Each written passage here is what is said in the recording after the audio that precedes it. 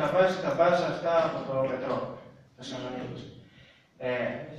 Η εταιρεία η οποία θα αποθέτει και θα αποθέτει.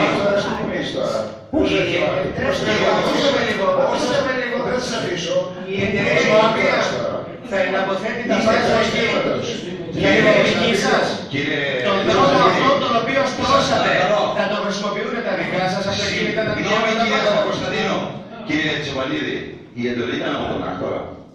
Όχι.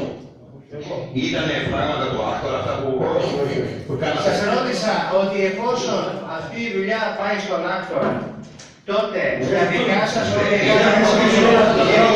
θα ρίχνουν μπάζα. Κύριε Κωνσταντίνο, σας παρακαλώ μην απαντάτε. Δεν είναι αρμοδιότητα. Ποιον προστατεύετε κύριε Καρύβη, ποιον προστατεύετε αυτή τη στιγμή. Δεν προστατεύω κανέναν. Γιατί δεν θέλετε να μάθετε την αλήθεια από όμως το είναι εύλογο το ερώτημα μου. Πιστέψτε με ότι αυτή τη στιγμή όλοι ακούνε με πολύ μεγάλη προσοχή. Και εσείς τους χαλάτε αυτό το πράγμα. Σας παρακαλώ. Θέλετε να ενημερωθεί ο κόσμος. Λέω ότι ο κύριος Τσοπανίδης δεν εκπροσωπεί σήμερα εδώ. Μόνο τον Τον ρώτησα ότι τον δρόμο αυτόν ο οποίος δεν εξυπηρετεί κανέναν, εάν θα εξυπηρετεί αύριο τα δικά του αυτοκίνητα για να πάει στα βάζα πάνω στο δρόμο.